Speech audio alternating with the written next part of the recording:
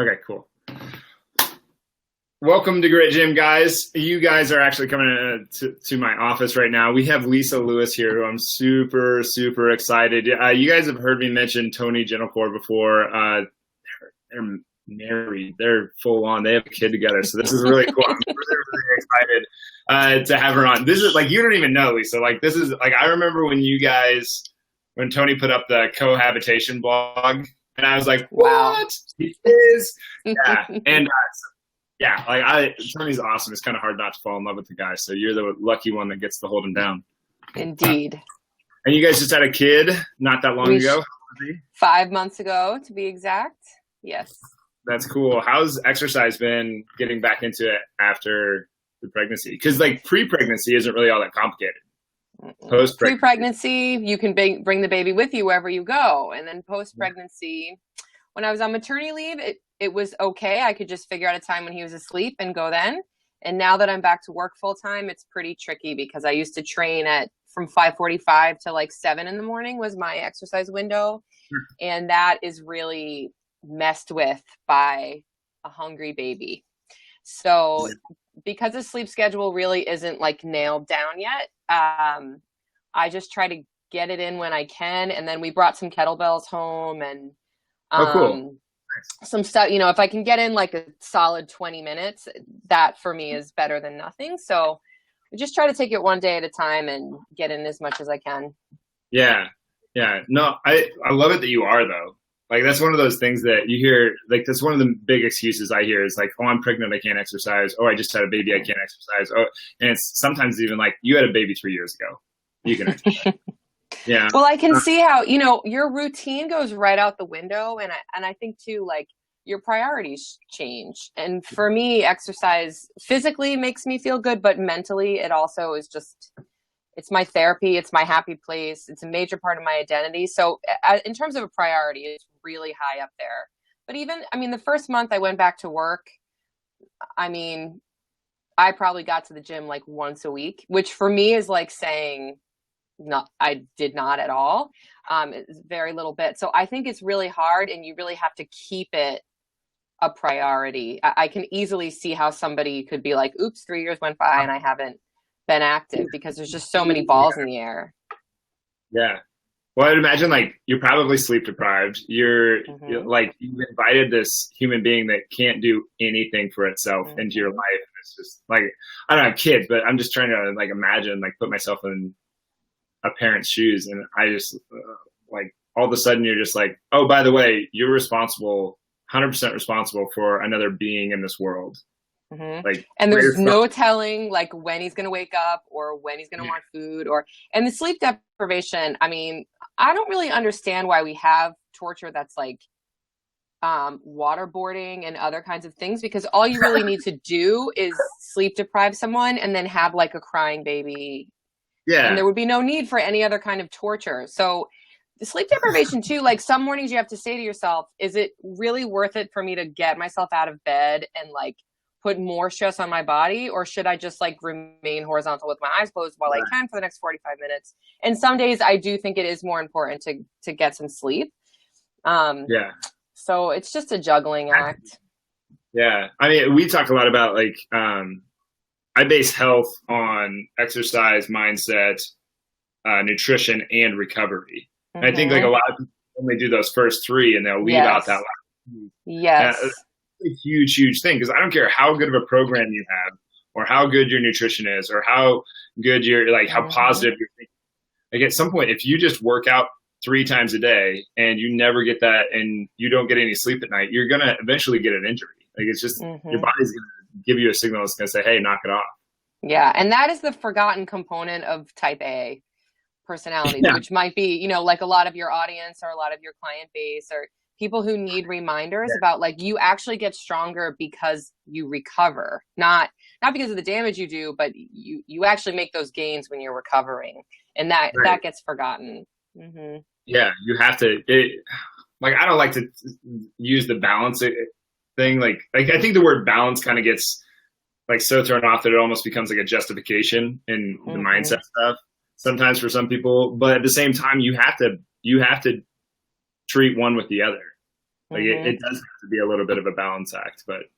And I agree with you. The thing that I don't like about the word using balance is that I think some people, that brings to mind an image of somebody who's like very still and who has like achieved balance, and that it's like a homeostasis, when really it's more like surfing. Like you constantly have to move and adjust and change, and you have to be very, very flexible. Yeah, I really like that analogy. I might steal that from you if you don't mind. Good.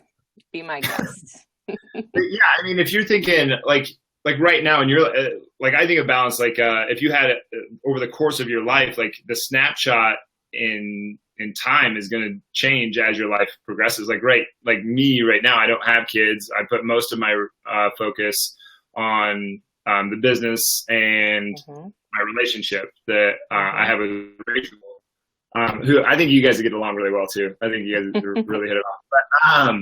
But that's the majority of my focus. If I so right now, I'm not totally thinking about my as much in my spiritual side, or as much in like the balance, everything else. So, but when I'm 80 years old, I'm probably going to be more family oriented and be more towards other things. So this, I think of it I'm long-winded way to explain this. Sorry, but the full-on spectrum of your entire life, you're going to have your balances are going to change. Your priorities are going to change within that.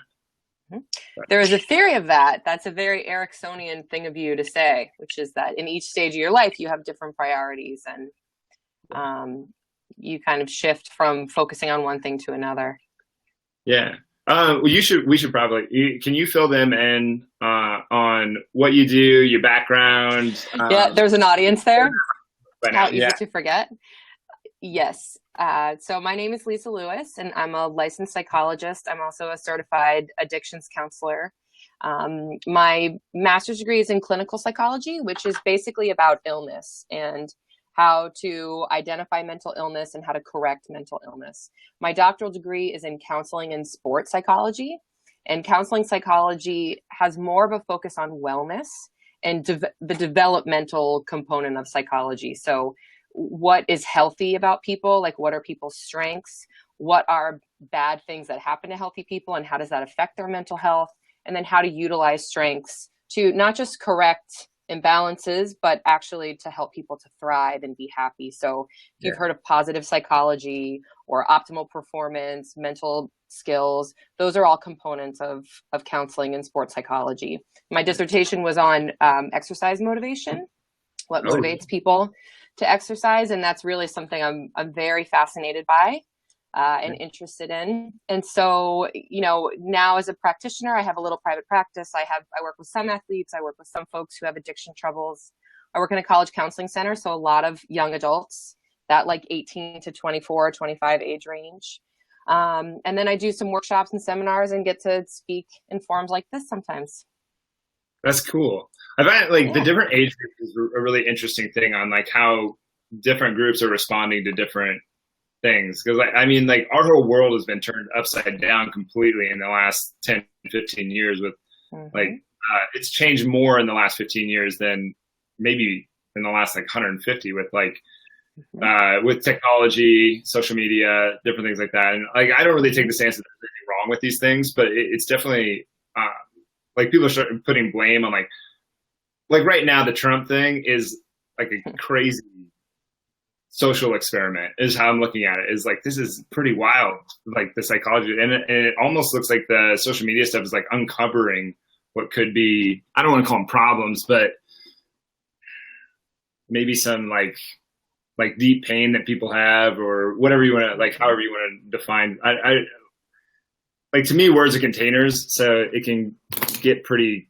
There can be a heavy dose of ambiguity really fast with certain words if you use them, which I try not to do. I kind of got myself in a pickle right there for a second.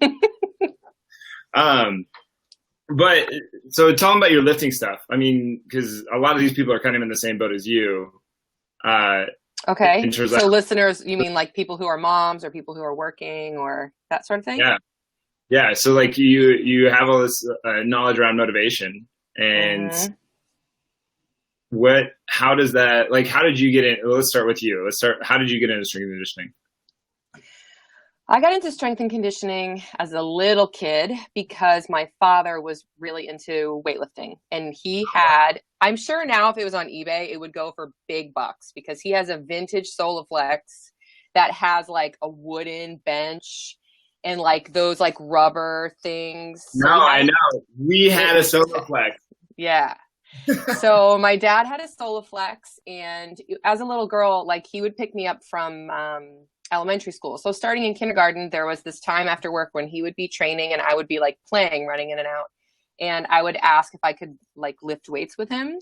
So when I was a little girl, he probably just had me pick up a little 5-pound weight and do this or do that. But as I got older, I got interested in what he was reading, which was like Flex magazine and like Muscle and Fitness, and then he started to teach me more. And my father's a really great teacher and a wonderful person. And so I just got interested in that. And I was always very athletic and involved in a lot of sports. So every season I was playing a sport. When I got to college, I just played one sport, which was a fall sport. So when that sport was over, it was the first time in my life I had nothing to do after class. Oh, am I breaking up? Did you play volleyball or rugby? No, what'd you play? I played volleyball. Yeah. And so after fall season, I thought to myself, like, what do I do in this time that I'm supposed to be active? And that's really when I think I started to read on my own and learn on my own. And of course I had learned things from being a student athlete and being exposed to some training, but that's kind of when it became my thing. And then once I left college, and I wasn't an athlete anymore and a student, in an academic setting, it became even more just a part of my identity. Cool. Mm-hmm. Nice. So what got you into the mindset portion of it? Or was it athletics that kind of led to studying this psychology stuff? So I loved psychology. When I was a teenager, I watched Silence of the Lambs and I wanted to be Jodie Foster. I wanted to be a forensic psychologist. So I started reading about that, and that's a pretty intense lifestyle. It's kind of a dark place to have your mind. So I read some stories from people who were profilers, and it was not a lifestyle that was very nice. So anyway, when I got to college, I had a professor in psychology who was wonderful and a mentor to me. And she used to come to my volleyball games. And one day we were just talking about my interest in psychology. And she said, "Have you ever heard of sports psychology?" And to me, that was like hearing about cookie dough ice cream, like just the two most like fabulous things together in one thing. And she supported me in like doing a little research project and studying up on doctoral programs, and cool. helped me to feel like I could actually do that. I didn't see myself as an academic person. But she really was like my champion and was like, "You can totally do this. You just have to find a program you like and something you want to research." And that's how that door got open. I love hearing stories about that, like the person who was the catalyst or the mentor or the coach or the teacher, whatever it was that started, that maybe not inspired, but because I think I tend to think that you probably took the challenge or whatever it was, but placed the challenge in front of you to be able to take to go to where you are now. Did you ever think you were going to be doctor of it all? Hello, doctor. I don't know. I wasn't like the most amazing student as a kid. So I had some serious reservations about being able to do that level of rigor, that level of work. But I'm looking right here on my desk. I have this mug. Can you see? It's Sigmund Freud.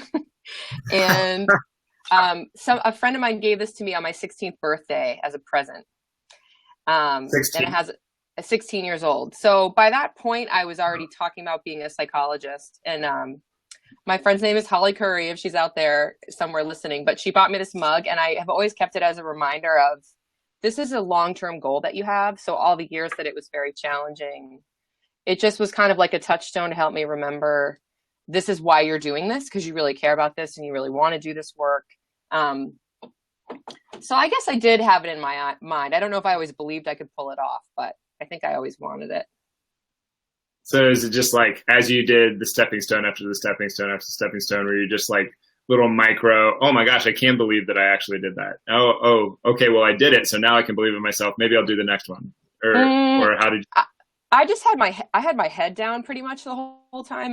It was a lot of ass busting, and one thing that I was a mistake, I think, was that I continued to work full time while I was a doctoral student. So I was so busy and so stressed that it really wasn't until after I like was finished or like graduating that I was like, oh snap, I pulled it off. I actually did all of those things. But I was so like, it was so intense while I was in it that I didn't have many opportunities to take a step back and appreciate my efforts, which I don't recommend to anybody out there who's thinking about, pursuing something like a terminal degree or something where you should really have your whole head in it.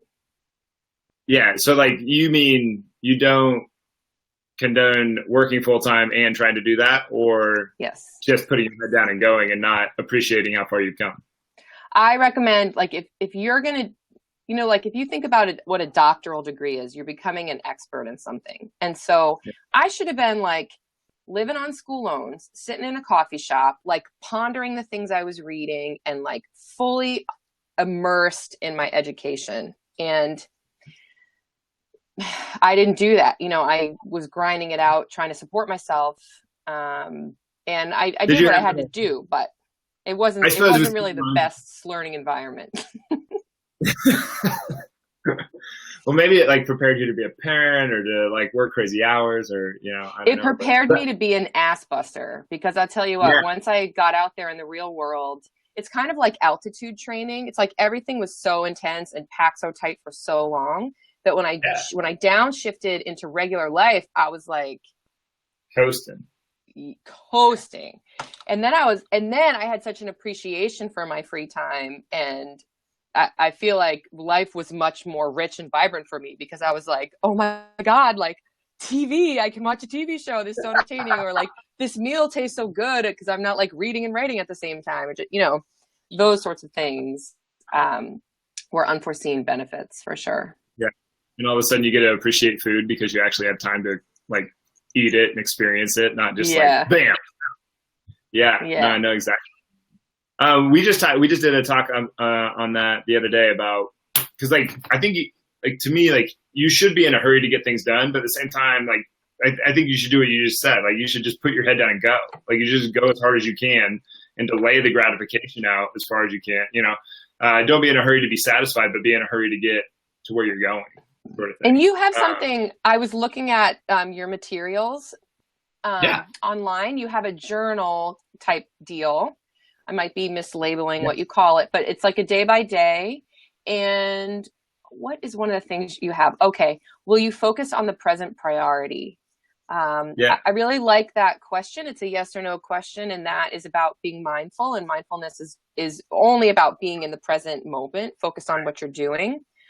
And I think a lot of us have so many balls up in the air that we're not like with our food when we're eating our food, or we're not in the conversation when we're having a conversation. We're doing all these other mental gymnastics and missing out on a lot of the experience. I want to bottle up everything you just said and explain it like that just next time. No, that's what that's what the question is supposed to do, is to set the intention to do just what you just said. Mm-hmm. And set the intention is language that I use in work with therapy clients and with athletes, because it just helps set the stage. So you're sort of priming the pump for somebody, like, what is your intention for today, or this workout, or this, fill in the blank. It really helps somebody kind of like cue up why they're doing what they're doing. Yeah, I think so too. I mean, that's what, like, those first two questions, like, it's at the top. So we have the people that buy that, and they go through that. Are you going to be all in today, or are you going to be afraid that you're not enough today?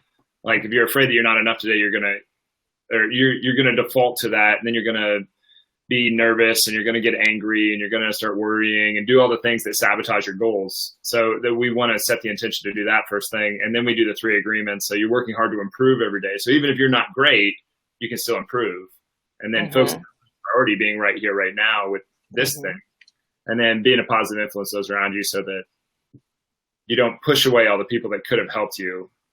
Because then if you're negative, you just gain all the people. Like, misery loves company, right?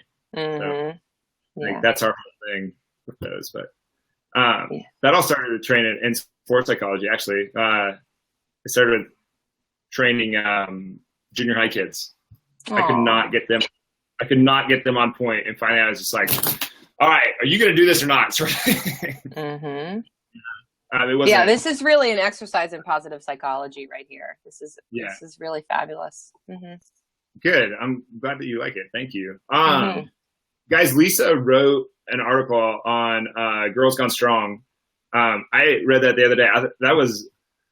This is one of the things I wanted to ask you. It was like, because like if words are containers, how do you define anxiety? How do you define love? How do you define depression? Like, how do those kind of fit into your nomenclature? And totally randomly transition. Yeah, let's just shift over. Well, you mentioned the articles. So I have a couple articles on Girls Gone Strong. One is about mental health. That's the most recent one. Yeah. I recently wrote another one on addiction transfer, which is the idea that if you have an addiction to one thing like alcohol or drugs, it could transfer to something else like eating or exercise. Yes. But the one on mental health, which is, I really tried to break down mental health 101, which I think really gets lost in people taking care of their health. So you had asked about, how do you define anxiety? How do you define depression? And these are topics that have whole books dedicated to them. But if I, to boil it way, way, way, way down, anxiety is thoughts about the future that are worrisome and cause concern. And depression is getting stuck thoughts in the past that include like regret or rumination. So really like the most abbreviated I can make two very That's genius. I really complex. Like that. We all experience anxiety in our lives. So there's a spectrum of like normal, healthy anxiety, like a saber-toothed tiger is chasing me in the jungle, or I have a presentation at a board meeting, all the way to I can't leave my house because I can't stop washing my hands 30 times in a row, or something that's, really pathological. We also all have days when we feel depressed and we feel down and we feel sad. So that again is another whole spectrum that in some ways, depression can be something that passes and lasts a day, or depression can be something that's developmentally normal. Like if you lose a pet or you lose a loved one, of course you're going to feel down and you're going to feel sad. And then it's normal and healthy to feel that way. And then there's pathological depression. When I say pathological, I mean it's sick. It has to do with illness. So people use the expression pathological liar, and they don't mean like a person who tells a white lie. They mean like they have a sickness and that's why they're lying. It's pathological. So pathological depression doesn't go away after days or weeks. If you or I have a day and we're not depressed, if we have a bad day and we feel kind of down or depressed, we will use coping to feel better. So we'll like call a buddy and talk about it, or we'll go for a hike, or we'll go shopping, or we'll do things to help us feel better. But if a person is clinically depressed, they actually don't want to do any of those things that used to be their thing. And that's really one of the hallmarks of depression, is the stuff that used to kind of get you out of your funk, you don't want to do, you have no interest in, and all that does is increase the funk, so to speak. Right. Mm-hmm. Yeah, it just makes it worse. Yeah, it just makes it worse. And that's actually one of the reasons why mental illness is so hard for people to understand, is because the very thing you need to do to help yourself is the last thing you want to do. The symptom of the illness actually exacerbates the illness. Yeah, right. Yeah, it's just, I would imagine that addiction kind of works in the same way, is that like the one thing that you want to reach for is the one thing that is the last thing that you should actually reach for. Like, that's right. And what you need to do if you have an addiction, number one, is to talk to somebody about it. So in 12-step programs, they have a lot of expressions. One of the expressions is you're only as sick as your secrets, which is keeping it a secret or not talking about what you're going through. It makes the disease worse. It like feeds it. You can't deal with it alone. If you have an addiction, you need the assistance of other people. And in the beginning of people's addiction, or if they're not getting help, they will say things like, I can handle this on my own, or I don't want to tell anybody else about it, or I learned in my family, like, you don't talk about this kind of stuff. Or they're going to all those kinds of things. Straight to guilt and shame. And it's just correct. Yeah, and they just like how is the guilt and the shame going to actually serve to help you get better? It won't. Yeah, it just throws gasoline on the fire. Yeah, that's a good way to put it. Mm-hmm. Yeah, definitely. Mm-hmm. What about the more positive ones, like joy, love, power? Like, what definitions do you put on those to make them? Mm-hmm. Well, there's a lot that's been written about positive emotions lately. Say since the 1990s, there's been a movement in what's called positive psychology, which is the study of positive aspects of psychology when historically psychology studied like illness and negative aspects. And so now there's a whole movement for a scientific study of positive emotions and what helps people to thrive or to flourish. And one person who's written a lot about positive emotions is Barbara Fredrickson. And she has a recent book called Positivity, which is really fabulous in ways to improve positivity in life. And things like, there are some of the things you mentioned that are basic human emotions. So like happiness, curiosity, those are things that are universal in every kind of person everywhere on earth, like experiences those emotions. So those are almost things that are visceral, like harder to define in a sentence, but easier just to even, if I showed you a picture with somebody's facial expression that was like feeling curious or like feeling joy, you would be able to identify it very easily. And they have research studies where they've asked people from all different cultures all over the world to look at a photograph of a person's face and identify what emotion they're feeling. Yeah, and they can identify joy and curiosity and other like basic emotions across the board. Yeah. Pretty easily. Yeah, I like that. I don't know if you read Malcolm Gladwell's book, Blank, but he talks about that quite a bit in it. Mm-hmm. Just like how fast we can actually pick stuff up. So you're just giving a glimpse, or people were just giving it like a glimpse, like a real quick view. And they were asked like, what kind of emotion was this person? And, a lot of times they got it right. And even though they were shown that for a fraction of a second, it was pretty cool. Mm-hmm. Yeah. Emotion is really, emotion is a different set of software in our brain than cognition. So our thoughts and our feelings don't always jive, and they don't have to. So sometimes feelings don't make sense. Somebody will say like, I'm really mad, but I don't know why. Or, I'm feeling really sad today, but I don't have any reason to. And my first response to that is like, it doesn't have to make sense. It's actually two different sets of software in your brain. And they don't have to necessarily like complement one another. Sometimes there's a discrepancy there. It's pretty hard. So emotions can be hard to describe. Yeah, it's really hard to be emotional and logical simultaneously. Like. Yep. Usually one takes over. Yeah, I remember I was in a fight with an ex when I was in college one time, and I could not find my way to her house. Like we were supposed to meet at her house, and I was like, damn it. Now I'm mad at myself. Not even, and it was, I'm glad I just like turned around and went to my dorm room because it probably wasn't going anywhere good, Yeah. So, self-preservation. Yeah. Maybe that's what it was. But. No, I really, I like your mindset stuff that you're doing with Girls Gone Strong. I really like their movement that they're pushing forward. That's pretty cool. Yes. It's awesome. I've talked with Molly before, and I've talked with Artemis before. They just seem like really cool people. But they're wonderful. Yeah, I really like what they're doing, and it's cool that you're contributing too, and what you have going on with all your mindset training and stuff that you're doing with Tony and putting stuff out there on the internet. I have massive respect for you guys. It's just really neat. It's really a lot of fun to be able to collaborate with fitness professionals and be able to weave in information about mental health and positive psychology and mental skills in with that work.